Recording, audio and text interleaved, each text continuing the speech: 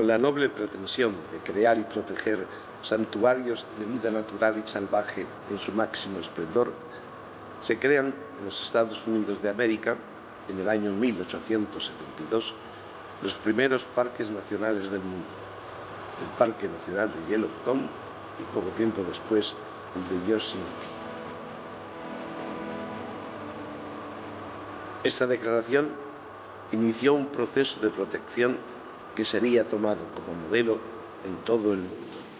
En España no será hasta 1907 cuando el naturalista zaragozano Odón de Buen plantee por primera vez ante el Senado la creación de parques nacionales.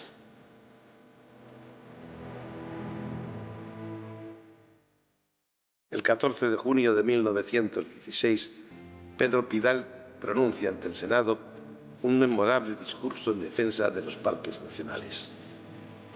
El marqués, como se le conocía en las Cortes, expuso en el Parlamento español la necesidad de proteger la naturaleza.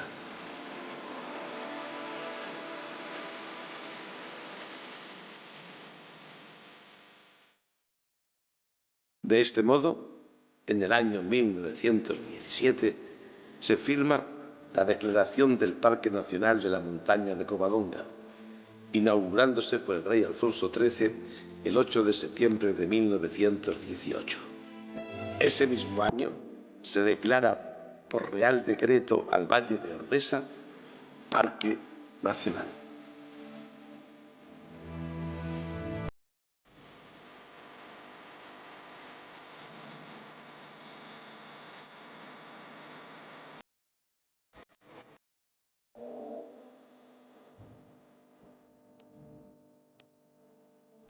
El Parque Nacional de Ordesa y Monte Perdido está situado en el límite fronterizo francés, en el Alto Aragón, en la histórica comarca oscense del Sobrarbe.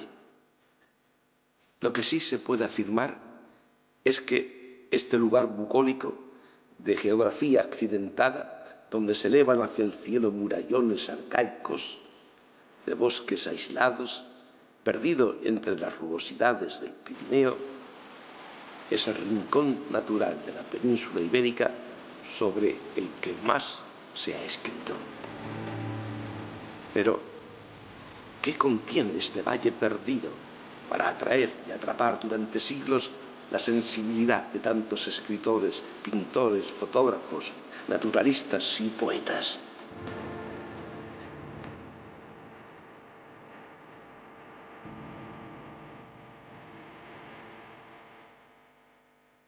El Parque Nacional de Ordesa ha tenido la inmensa ventaja de estar protegido.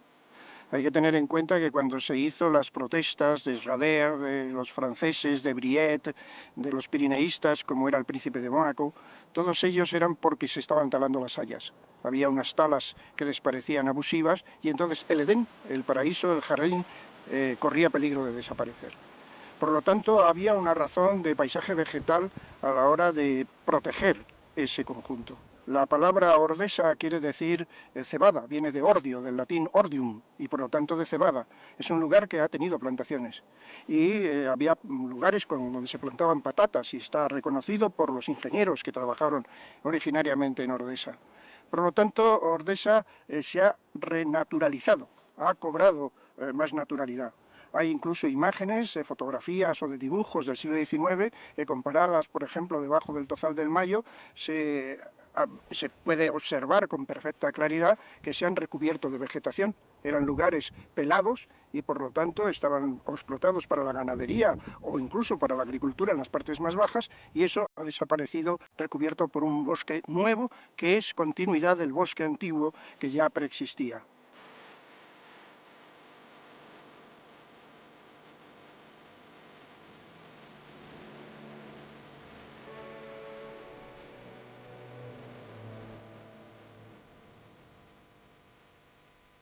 Hasta principios del siglo XIX, los únicos que conocían cada rincón de Ordesa eran la gente arraigada a estas montañas, o bien los contrabandistas y cazadores, sin olvidar a los pastores, todos ellos depositarios de los secretos que ocultaban las borrascas, los ríos, las nubes y las rocas, y que no sabían escribir, con lo cual apenas llegaban noticias de la existencia de este divino cañón.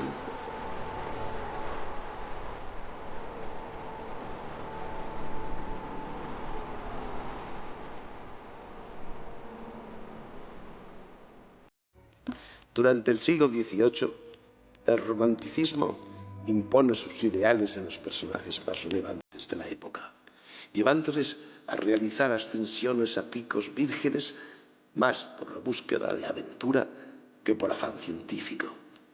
La deficiente cartografía, la escasa o nula información y el precario equipo con el que contaban hacen de aquellas ascensiones auténticas hazañas llevadas a cabo en un territorio tan grandioso como desconocido.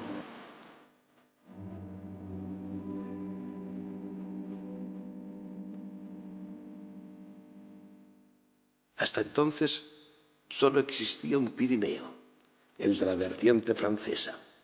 Era mínima la bibliografía del siglo XIX que hace referencia al Pirineo español a pesar del comercio y de los tratados establecidos durante siglos entre sus valles.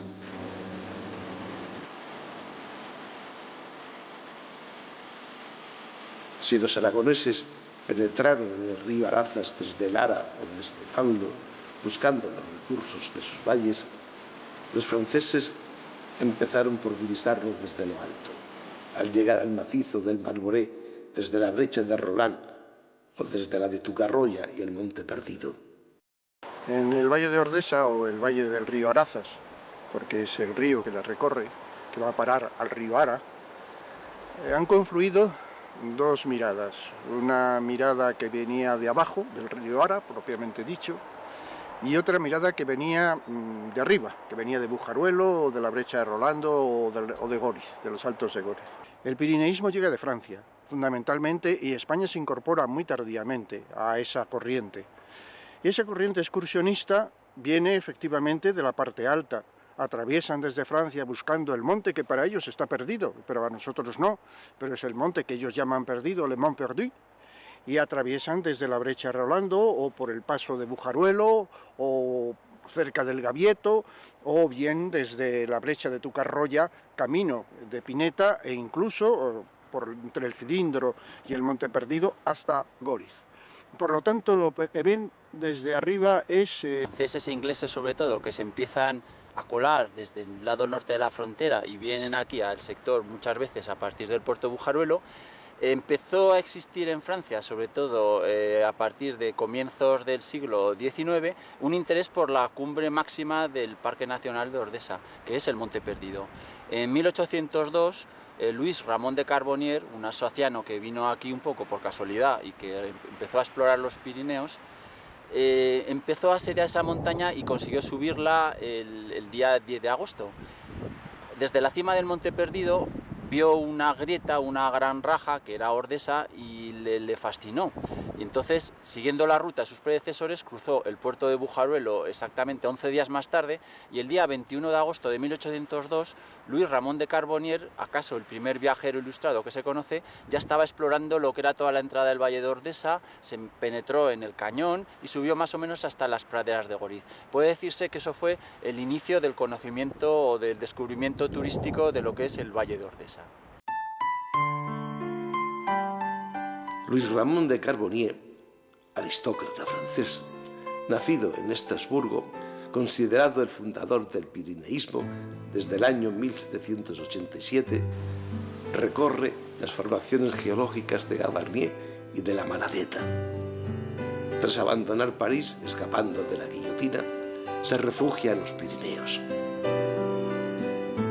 Se dedica a la historia natural, convirtiéndose en un especialista en botánica y en geología, realizando una gran labor de difusión y exploración del Pirineo. En 1802 alcanza la cumbre de Monte Perdido, lo que le valdrá el reconocimiento de los científicos de la época. Ramón evocaba las formas arquitectónicas en la construcción de estas montañas como si fueran un edificio en ruinas. Este naturalista alsaciano supo captar los encantos pirenaicos con su corazón sus músculos y su mirada. Este espíritu fue continuado a lo largo de la nueva centuria como un movimiento de renovación, dejando atrás la manera romántica de observar el paisaje por una mirada más científica.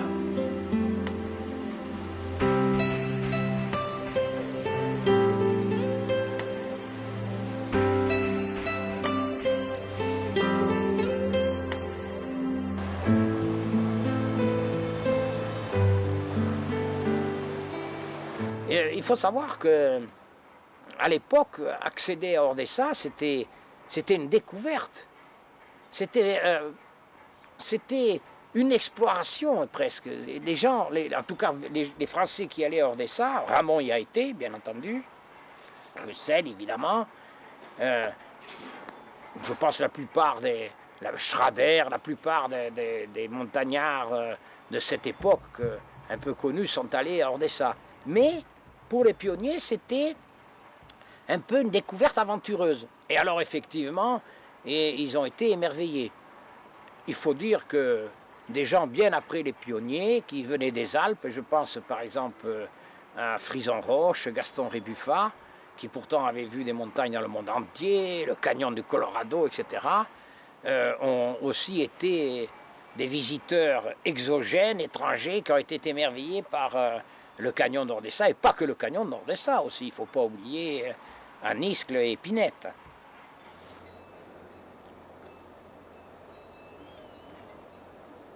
Alors en ce qui concerne Ramon, il faut bien préciser, contrairement à ce que la plupart des gens croient, que Ramon n'a pas fait la première ascension du Mont Perdu. Il n'en aurait fait que la 4e, voire la 5e, et peut-être la 6e, on n'en sait rien. En tout cas, la première ascension du Mont Perdu, elle a été faite par un berger aragonais qui a accompagné le curé de Pinette, donc ça c'était déjà la seconde. Après, connu, il y a l'ascension des guides de Ramon, Rondo et Lorès,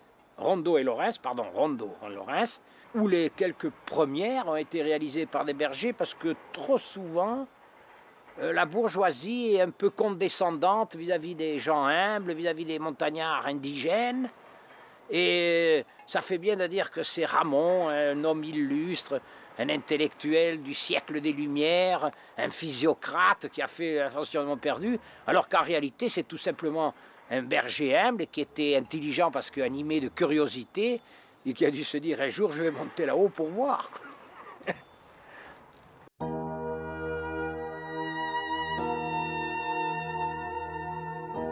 Otra figura especial en la historia del pirineísmo fue el conde francés Henri Patry Roussel, viajero y escritor, que después de recorrer medio mundo recaló en los Pirineos en el año 1858, donde ascendió a más de 30 cumbres.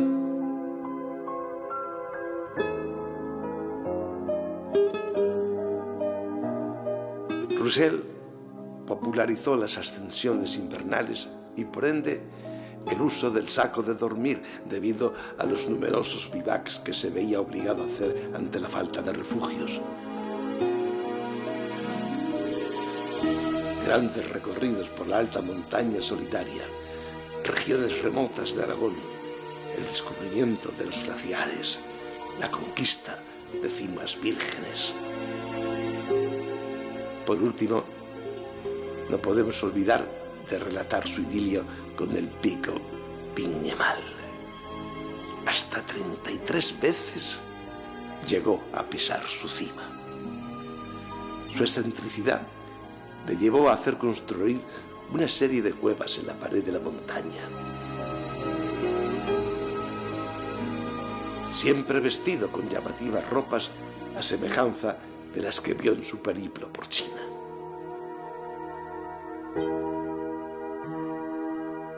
El 8 de agosto de 1904 pasó su última noche en su montaña, dedicándose el resto de su vida a escribir.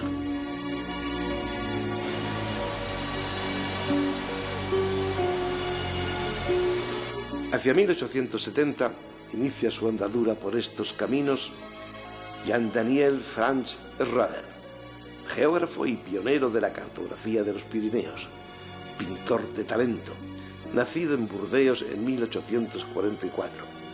Fue un gran amante del Pirineo desde su más temprana juventud.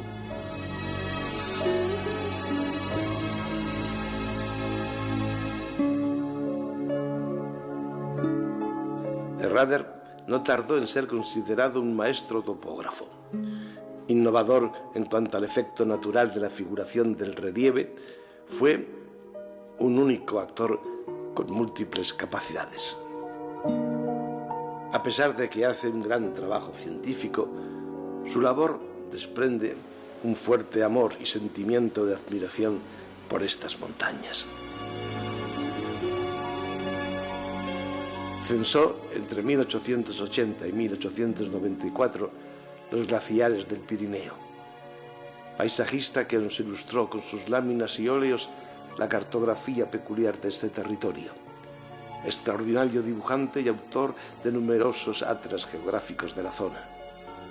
Rogó en su momento que las cimas permaneciesen como santuarios y reservas de la soledad.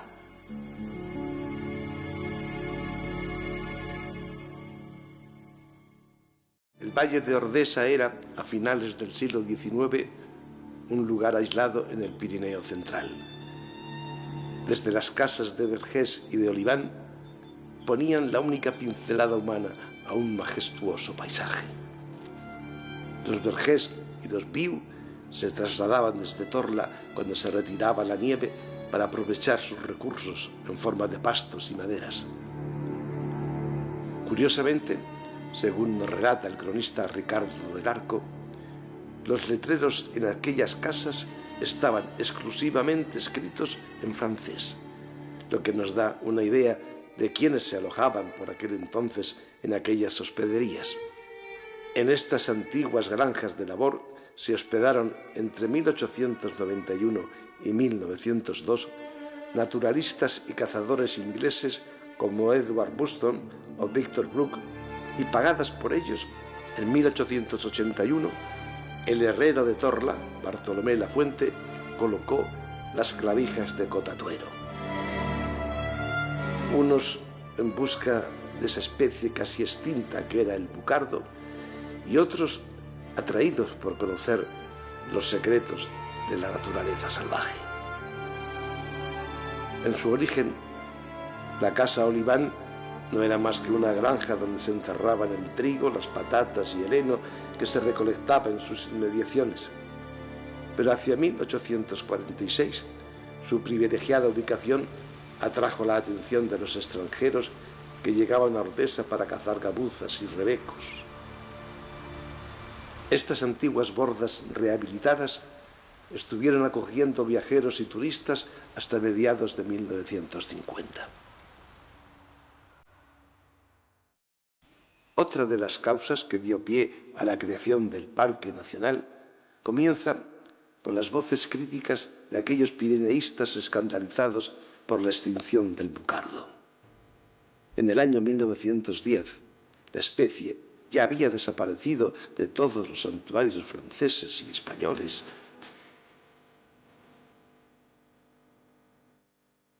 Las últimas manadas sobrevivían escondidos en las abruptas laderas del Valle de Ordesa.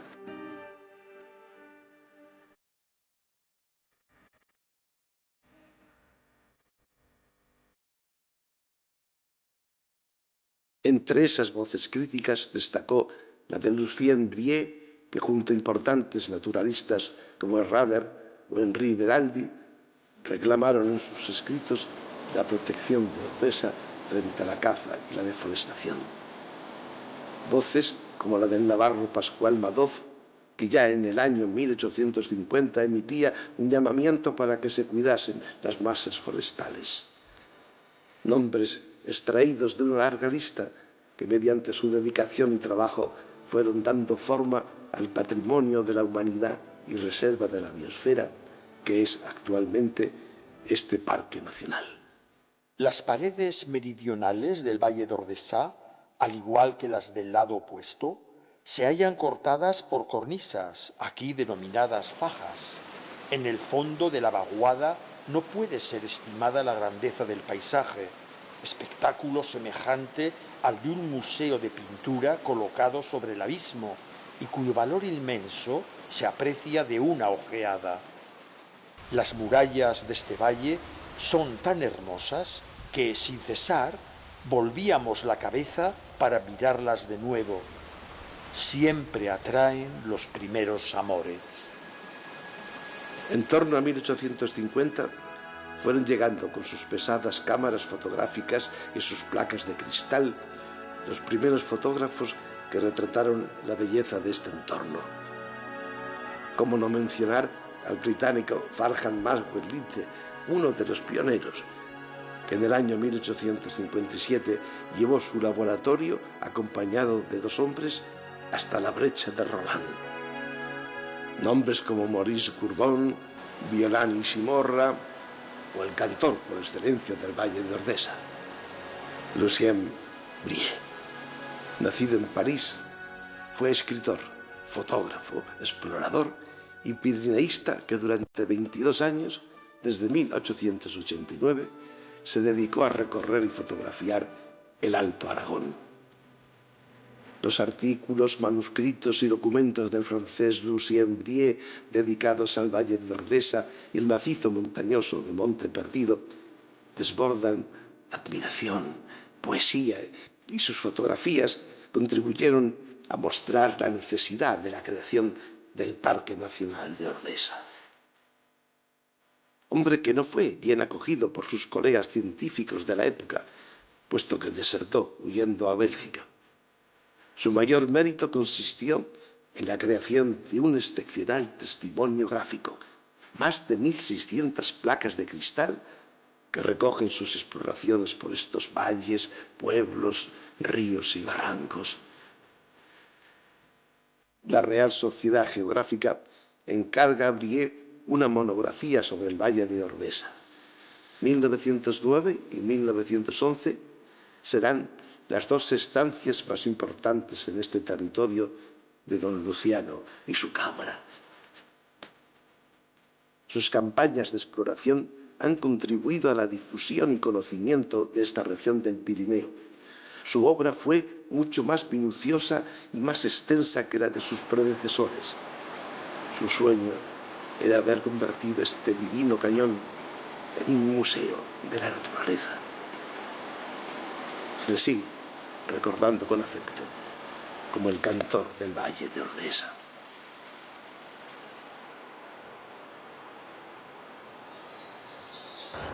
A los fotógrafos de ahora pues nos fascina ver las imágenes antiguas de los primeros pirineístas que llegaron a estos valles, pues apuntando sus anotaciones, viendo cuál era su visión romántica, pero hubo un momento, sobre todo a principios del siglo XX, cuando esos pirineístas y esos primeros exploradores de las cumbres de los Pirineos se armaron de una pesada cámara fotográfica parecida a esta y cómo fueron retratando los valles, las gentes, las cumbres, los bosques, y es una visión en blanco y negro, pero es una visión que nos dice mucho y que nos refleja también a veces cómo ha cambiado el Pirineo.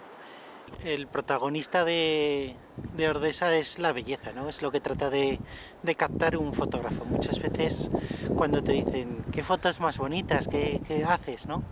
Es que la materia prima ya de por sí es preciosa, ¿no? Es una hermosura el valle.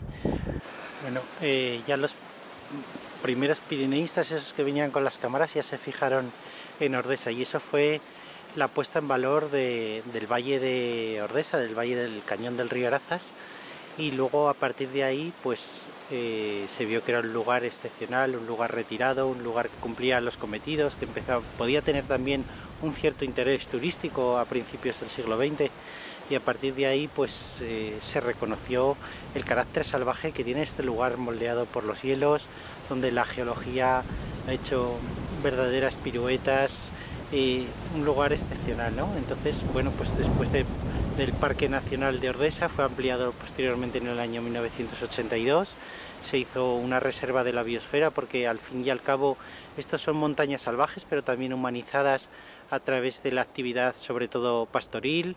No olvidemos que el fondo del Valle de Ordesa también había sido cultivado, o sea, aquí el hombre en los Pirineos pues cumple una función importante. Y bueno, pues luego ha sido reconocido con el diploma europeo, zona de especial protección para las aves debido a la gran variedad ornitológica que este lugar tiene, y luego la variedad florística y de hábitats de alta y de media montaña también ha sido reconocido como lugar de importancia comunitaria dentro de la red Natura 2000, o sea que Ordesa es uno de los sitios que tiene de todo, pero ya la guinda del pastel fue pues junto con la parte francesa del Monte Perdido, del macizo, pues el reconocimiento como Patrimonio Mundial de la Humanidad, como un sitio destacado además en sus dos categorías, que puede tener un lugar que es Patrimonio Mundial en la categoría natural, que es indudable y está reconocida, pero también en la categoría cultural por ese paisaje humanizado, sobre todo el entorno de los pueblos, donde pues las bordas, los campos de siega antiguos, el pastoreo, las ovejas, todo eso pues ha ido moldeando y dando identidad a este paisaje. Un espeleólogo francés muy conocido del siglo XIX, que se llamaba Martel, que publicó un libro que tiene un título enormemente sugerente, decía La Francia ignorada. Era la otra Francia que estaba bajo tierra, decía debajo de tierra hay un Himalaya, y ese Himalaya es necesario reconocerlo. Era el momento en que empezó la espeleología. Lógicamente, donde hay macizos calcáreos de gran envergadura y abundancia de agua que corre o que ha corrido en tiempos pasados, pues hay ese mundo subterráneo exactamente igual o amplificado todavía más. Ese es el caso del macizo de Monte Perdido y el conjunto de Ordesa. Pero aparte de ser un macizo que tiene una gran pluviosidad y por lo tanto donde el agua circula con una gran facilidad y se infiltra por las fisuras y por las áreas de disolución bajo tierra, creando un karst encerrado en ese mismo macizo y que necesita un reconocimiento, tiene otro hecho que es fundamental, y es que por una parte hay una excavación extraordinaria, que es la excavación de Gavarnie, y por el lado sur hay otra excavación extraordinaria, que es el valle concretamente de Ordesa, pero también el valle de Añisclo, etc. Y por lo tanto ese macizo tiene grandes paredes y tiene grandes salideros posibles del agua que circula por el interior. Eso significa que, aparte de la alimentación hidrográfica procedente de la nieve, procedente de las lluvias, procedente de la fusión del pequeño glaciar de Monte Perdido, existe otra alimentación que procede de ese macizo subterráneo, de esa circulación, de ese castillo de agua que conforma ese macizo. Y por lo tanto, el reconocimiento del karst, del macizo de Monte Perdido, ha sido una empresa, casi una aventura espeleológica bastante exigente, que ha llevado mucho tiempo. Y entre esas exploraciones destacan en el mundo clásico las exploraciones de Norberto Casteret. Casteret ha sido el gran investigador, no solo aquí, sino de todo el Pirineo y concretamente pues, del mundo, por ejemplo, del macizo del Aneto, con la fuga del Forau de Iguayuts, que después llega hasta los Ojos del Judío en el Valle de Arán. Pero aquí concretamente tuvo un descubrimiento fantástico, y es descubrir una gruta que estaba tapizada de hielo en su interior, con hielo parietal, con estalactitas y estalagmitas de hielo y con un mundo cristalino encerrado en el interior, que además provocaba la incógnita de saber cuándo eso se había formado. ¿Era un hielo actual o era un hielo heredado de la época del Cuaternario y por lo tanto se podría decir que procedía de la glaciación? Ha sido de extraordinario interés, aparte de la belleza de ese conjunto. El hecho es que con el retroceso de los glaciares actuales también una parte, sobre todo la parte más cercana a la superficie, al exterior de la gruta, ha experimentado un descenso. No obstante, ese fue el gran descubrimiento. Es una de las grutas heladas más elevadas de Europa y sin duda ha sido una referencia también dentro del conjunto de las maravillas naturales que tiene Ordesa. Pero Ordesa, desde el punto de vista de la naturaleza, lo que es un gran cañón. es un formidable cañón que no se encuentra en otras partes, que no lo hay en toda la geografía de la península en estas condiciones y en estos tamaños y debajo de un pico de 3.000 metros, con estos desniveles extraordinarios y albergando un bosque bello y variado, sobre todo por los abetos y por las hayas, que da lugar a un ambiente élfico en la zona interior de ese profundo valle, marcado escénicamente sobre todo por las rocas calcáreas, por los grandes abismos de rocas calcáreas. Se trata de un cantón muy preciso, metido angostamente en la concavidad del valle, pero que ha sabido unir la convexidad de la montaña, es decir, ha sabido unir a lo hidrográfico lo orográfico, es decir, lo que es la alta montaña al extenderse en su ampliación hacia las altas cotas fronterizas y hacia el macizo de Monte Perdido. Y al tener esas montañas tan elevadas, al tener esas características tan sublimes, podríamos decir, es el aposento de un glaciar que ha descendido en una cascada de Seracs hasta el siglo XIX, que ha sido admirado por los pirineístas desde fines del XVIII y a lo largo de todo el siglo XIX, y que mediado el 20 ya había disminuido de grosor, de espesor y de tamaño de una manera verdaderamente llamativa. Por lo tanto, tiene otro hecho más que le diferencia, y es el tener justamente en la cumbre ese mundo glaciar. Por lo tanto, es una escalinata de paisajes lo que se da aquí verdaderamente extraordinaria.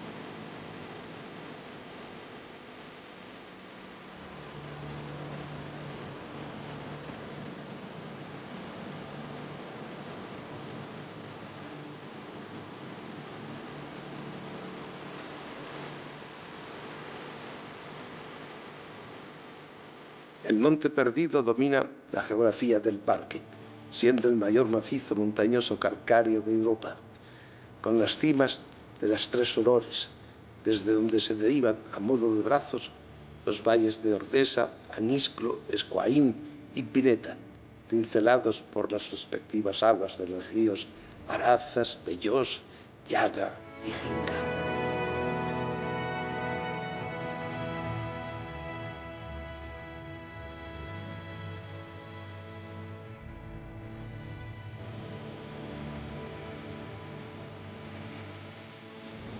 El paisaje muestra grandes contrastes, y en los valles el agua está siempre presente, saltando en forma de cascadas y barrancos cubiertos por una vegetación exuberante.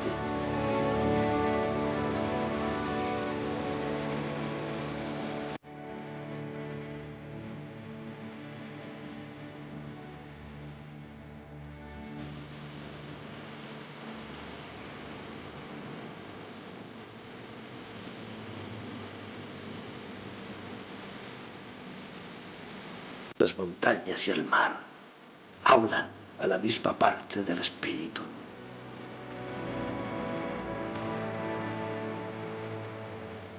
El aire aquí posee una transparencia que parece aproximar los objetos más lejanos. Se diría pintado el cielo de nuevo.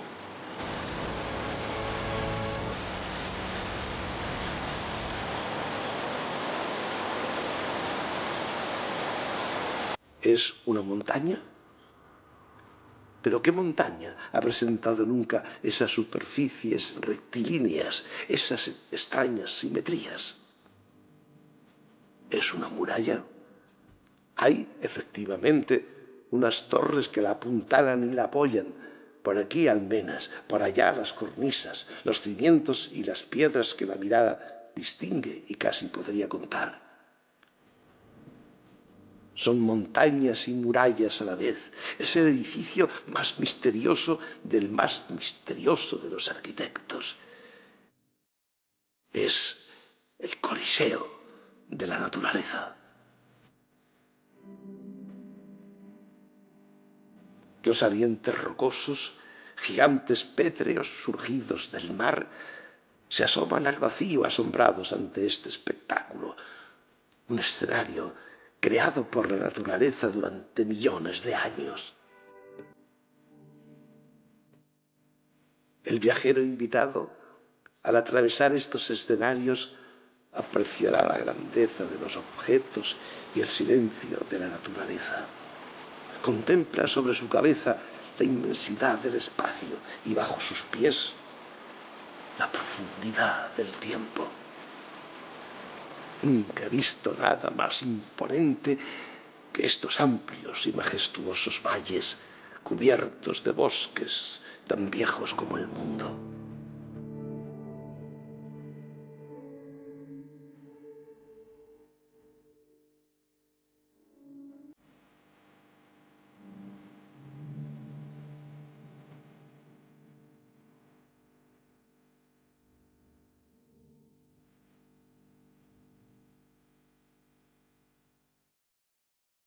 Como es sabido, el Pirineo tiene dos cordilleras yuxtapuestas, en realidad. Una de ellas es la cordillera que hace de eje, que es la que crea la mayor parte de la frontera y que se llama axial y que está compuesta por rocas del Primario y que se deformó, se erosionó y sobre la cual se depositaron enormes cantidades de acumulaciones de sedimentos marinos, que son los que estamos viendo justamente detrás en uno de los apilamientos más impresionantes que puede haber en toda la cordillera pirenaica. Todo el Valle de Ordesa ha sido excavado por un gran glaciar que podía tener en algunos lugares hasta 800 metros de espesor de hielo, lo cual es una cantidad de hielo verdaderamente notable, y que luego bajaba al Valle de Lara hasta Asín de Broto, y se comunicaba evidentemente con el que venía del Valle de Lara. Por lo tanto, se trata de un área excavada por otro de los grandes elementos de fuerza que hay en toda alta montaña, que es la erosión glaciar. Se trata de un cañón, por otro lado, en calijas, es decir, que también ha tenido un ingrediente de eso que se llama kárstico, es decir, de la disolución de las calizas que propician dar grandes paredes y valles muy profundos, es decir, cañones. La combinación entre el karst y ese enorme glaciarismo al que antes he aludido es justamente lo que ha permitido la existencia de esta garganta, la existencia de este cañón, que es uno, entre otros, que divergen del macizo de Monte Perdido, puesto que están Añisclo, Escuaín y Pineta, concretamente, pero son grandes cañones todos ellos, aunque quizá Ordesa se lleva la palma. Es el mejor de todos ellos, el más característico y el que nos muestra mejor lo que es la constitución de este macizo. Hoy, muchos años después, estos valles y montañas siguen ejerciendo una gran seducción entre los amantes de la fotografía. Fotógrafos como Javier Ara,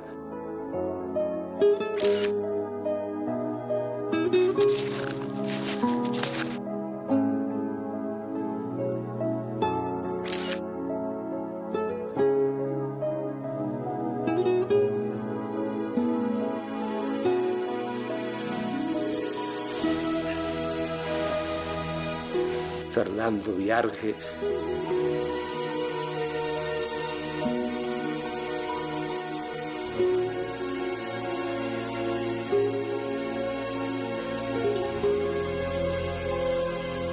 Javier Romeo o Eduardo Viñuales, que siguen ilustrando con sus imágenes la sensación de grandeza y majestuosidad que atrapa a todos los que nos internamos por sus rincones y sendas.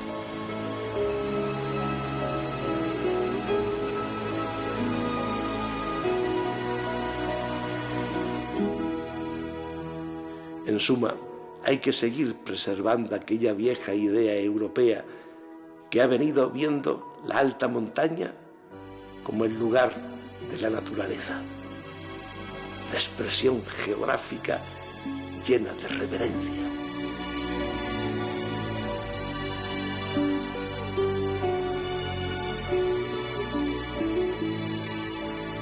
Me parece, amigo mío, que las cosas allí son más que un mero paisaje. Es la naturaleza deslumbrada en ciertos momentos misteriosos, en lo que todo parece soñar, casi he dicho pensar, cuando el alba, la roca, la nube y el matorral viven más visiblemente que a otras horas y parecen estremecerse con el sordo latido de la vida universal.